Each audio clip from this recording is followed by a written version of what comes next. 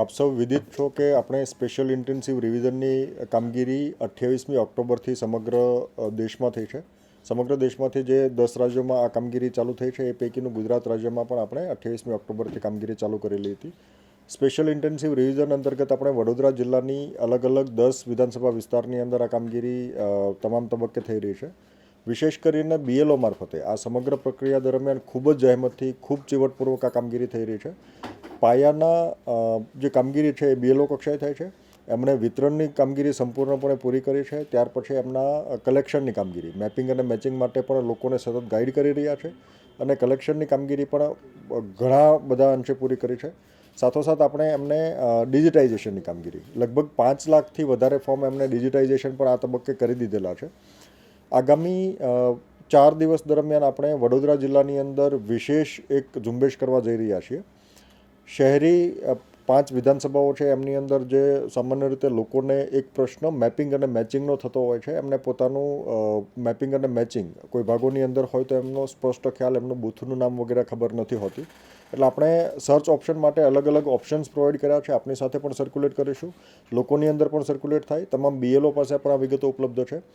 એક જેમની સોસાયટીનું નામ ખબર હોય અને એમના આધારે સર્ચ કરી શકે એ રીતે આપણે એમને અલગથી PDF પ્રોવાઈડ કરીએ છીએ.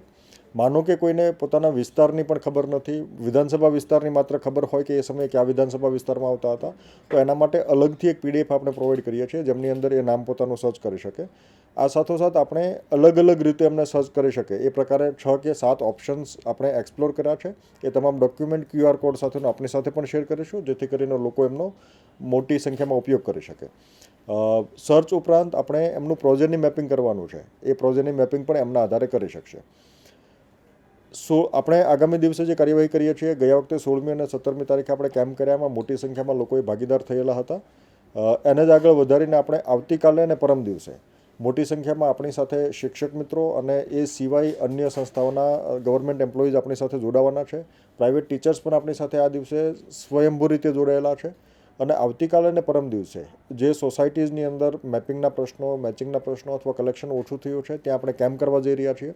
અંદાજે શહેરની અંદર આવતીકાલે 200 જેટલી સોસાયટીઓ અને એના પછીની બીજી 200 જેટલી સોસાયટીઓ પરમ દિવસે ત્યાં જઈને આપણે સાંજના સમયે જ્યારે લોકો નોકરીથી ધંધાથી પરત આવી જાય ત્યારે એ બેસીને કરી શકે એટલા માટે કલેક્શનની ડ્રાઈવ આપણે ત્યાં પણ કરીશું. ત્યાં પણ વોલ્યુન્ટિયર્સ પણ આપણી સાથે જોડાવાના છે. આના પછી આપણે શનિવારે અને રવિવારે આ બંને દિવસે આપણે દરેક બૂથ ઉપર સમગ્ર જિલ્લાના દરેક બૂથ ઉપર કેમ્પ કરવા જઈ રહ્યા છીએ. શહેરી વિસ્તાર માટે આપણે વિશેષ વ્યવસ્થા કરી છે જ્યાં BLO ઉપરાંત આપણી સાથે સહાયકો પણ જોડાશે. આ સિવાય આપણે યુનિવર્સિટીઝને આજે આપણે યુનિવર્સિટીના વાઇસ ચાન્સેલર સાથે મિટિંગ કરી. અલગ અલગ 8 જેટલી યુનિવર્સિટીના વાઇસ ચાન્સેલર આપણે ત્યાં હાજર રહેલા હતા અને એમને પણ સૂચના આપી છે કે મોટી સંખ્યામાં યુથ પણ આમની સાથે જોડાય અને લોકોને, ઇલેક્ટર્સને ખાસ કરીને એમના મેપિંગ કરવામાં, લોકેટ કરવામાં મદદ કરે અને સાથોસાથ ફોર્મ ભરવામાં પણ મદદ કરશે. એટલે આપણે આ કામગીરી પણ શનિવાર અને રવિવાર દરમિયાન થઈ રહી છે. લોકોની પાસે અપેક્ષા એ છે કે આપના જેટલા પણ ઇન્યુમરેશન ફોર્મ છે શક્ય હોય ત્યાં સુધી 4 ડિસેમ્બર સુધી આપણે કામગીરી ચાલવાની છે, પણ ત્યાં સુધી વેઇટ નહીં કરીએ. શનિવાર અને રવિવારના દિવસનો મહત્તમ ઉપયોગ કરીને આપના તમામ ફોર્મ્સ આપણે સબમિટ કરી દઈએ એવી અપેક્ષા લોકો પાસે રાખું છું જેથી કરીને BLOઝને ડિજિટાઇઝેશનની કામગીરી માટે પૂરતો સમય મળી રહે.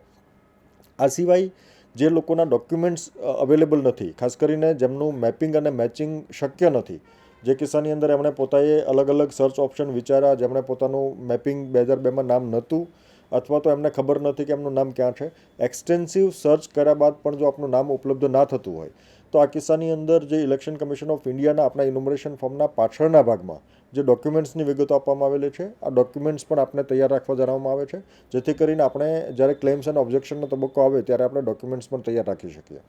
માનો કે કોઈ ડોક્યુમેન્ટ અવેલેબલ નથી તો એ કિસ્સાની અંદર આપણે સ્પેશિયલ કેમ્પ પણ રાખવાના છીએ, VMC, અને સાથોસાથ આપણે ગ્રામીણ વિસ્તારની અંદર અલગ અલગ જગ્યાએ કેમ્પ પણ રાખીશું જેથી કરીને ડોક્યુમેન્ટ્સ જો ઉપલબ્ધ ન હોય તો ડોક્યુમેન્ટ્સ પણ આપણે અત્યારથી જ એમને કાઢવા માટેની પ્રક્રિયા હાથ ધરી શકાય. પણ અગત્યનું એ છે કે જ્યારે આપનું મેપિંગ થયેલું હોય, આપનું નામ મેચ થયું હોય અથવા આપના પ્રોજેની એમની મેપ થયેલી હોય તો એ કિસ્સાની અંદર કોઈ ડોક્યુમેન્ટ આપવાની આવશ્યકતા નથી અને ક્લેમ્સ અને ઓબ્જેક્શનના તબક્કે ડોક્યુમેન્ટ તૈયાર રાખવાની પણ આવશ્યકતા નથી. પણ જે કિસ્સાની અંદર આપના મેપિંગ મેચિંગ ના થયા હોય એ કિસ્સાની અંદર ડોક્યુમેન્ટ આપ તૈયાર કરી શકશો. 1987 પહેલાં જન્મ થયેલો હોય તો એક ડોક્યુમેન્ટ, 1987થી 2004 વચ્ચે જન્મ થયેલો હોય તો 2 ડોક્યુમેન્ટ, આપનું અને આપના પિતાનું અથવા માતાનું, અને જો 2004 પછી જન્મ થયેલો હોય તો આ કિસ્સાની અંદર આપનું માતા પિતા અને પોતાનું આ 3 ડોક્યુમેન્ટ્સ એમને તૈયાર કરવાના છે, તો એ મુજબ ડોક્યુમેન્ટ્સ પણ આપ તૈયાર કરી શકશો. હું અપેક્ષા રાખું છું કે આપણે આગામી 4 દિવસની અંદર આ કામગીરી મહદઅંશે પૂરી કરી શકીશું. કલેક્શન માટે વિશેષ પ્રયત્નો આપણા બીએલઓ કરી રહ્યા છે. આ કામગીરીમાં એમને સહયોગ આપે, સાથોસાથ આપની વિગતો દર્શાવવામાં હંમેશા એ ગાઈડ કરશે. વોલ્યુન્ટિયર્સ અને બાકીની ટીમ જોડાય છે એમાં આપ તમામ સહયોગ આપો એવી અપેક્ષા રાખું છું.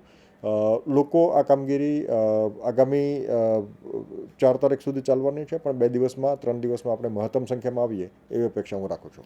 સહાયક બીએલઓનો રોલ અલગ પ્રકારે છે. સહાયક બીએલઓને જ્યારે સામાન્ય રીતે કામગીરી કરવાની હોય તો એમને કામગીરી આપણે ડિસ્ટ્રીબ્યુશન, કલેક્શન, ડિજિટાઇઝેશન વગેરે અલગ અલગ તબક્કે કરીએ છીએ. એઝ એન્ડ વેન રિક્વાયર્ડ આપણે કોઈ એક બીએલઓ સાથે કે એક વિસ્તાર સાથે જોડતા નથી, એટલે એમને અલગ અલગ કામગીરી કરવા માટે આપણે એને રોલ અસાઇન કરીએ છીએ. એટલે જ્યાં કોઈ કામગીરી પૂરી થઈ હોય તો ત્યાર પછી એ બીએલઓ બીજી કોઈ સહાયક જે છે એ બીજી કોઈ જગ્યાએ ડિજિટાઇઝેશનની જરૂરિયાત છે તો ત્યાં એ જગ્યાએ કરશે. એટલે મુખ્યત્વે એમની કામગીરી આપણે અલગ અલગ તબક્કે જે આવશ્યકતા છે એ મુજબ એમનો ઉપયોગ કરીએ છીએ. એ કિસ્સાની અંદર આપણે સામાન્ય રીતે એમને જે અગત્યની કામગીરી છે એમની અંદર એમના તબક્કાવાર જ્યારે ડિજિટાઇઝેશનની કામગીરી હશે તો એમને distribution as well as digitisation આ તબક્કે એમનો ઉપયોગ કરીશું. આપણે જે રીતે અગાઉ કીધું એમ કે અત્યાર સુધીમાં ડિસ્ટ્રીબ્યુશનની કામગીરી પૂરી થઈ છે અને સાથોસાથ જે આપણે કલેક્શનની કામગીરી છે એ કલેક્શનની કામગીરીમાં પણ આપણે ઘણા આગળ વધ્યા છીએ. 5 લાખ કરતાં વધારે ફોર્મ આપણે ડિજિટાઇઝેશન અત્યાર સુધીમાં થઈ ગયા છે. આપે જે અગાઉ મેં કીધું એમ આપણે 4 દિવસ વિશેષ કેમ્પેનના ડેઝ રાખ્યા છે. એમની અંદર સોસાયટી લેવલે જઈને મેપિંગની વ્યવસ્થા થઈ શકે એ માટે આપણે આવતીકાલે અને પરમ દિવસે 2 દિવસે કેમ્પ રાખ્યા છે. 201 જેટલી સોસાયટી આઈડેન્ટિફાઈ કરી એમનું લિસ્ટ પણ આપણી સાથે શેર કરી દઈશું, જેથી કરીને આપ એમને લોકો સુધી પહોંચાડી શકો, એમનો પ્રચાર પ્રસાર પૂરતો થાય. અને આ સિવાય શનિવાર અને રવિવાર સોસાયટીમાં સીમિત નથી, એ તમામ બૂથ ઉપર આપણે વ્યવસ્થા કરવાના છે. એમની અંદર આપણી સાથે યુથ, વોલ્યુન્ટિયર્સ એ તમામ પણ એ દિવસે જોડાવાના છે. આપણે વિશેષ કરીને જે મતદાતાઓ હાલના તબક્કે ડેથ થયેલું હોય, પરમનન્ટલી શિફ્ટ થયા હોય અથવા એબસન્ટ હોય એવા મતદાતાઓને લઈએ છીએ. એબસન્ટ હોય એમને અત્યારે આપણે સીધા કમી કરી શકતા નથી, કેમ કે આ કિસ્સાની અંદર બની શકે કે બીજે કોઈ પણ ક્યાંક હયાત હોય અને એનું ફોર્મ ભરવાનું હોય, પણ ડેથ થયેલા જે છે આપણે એમને ધ્યાનમાં લઈએ છીએ. આખી એક્સરસાઇઝના અંતે આપણે ચોક્કસ કહી શકીશું કે આટલા મતદારો એમાંથી બાકાત થશે.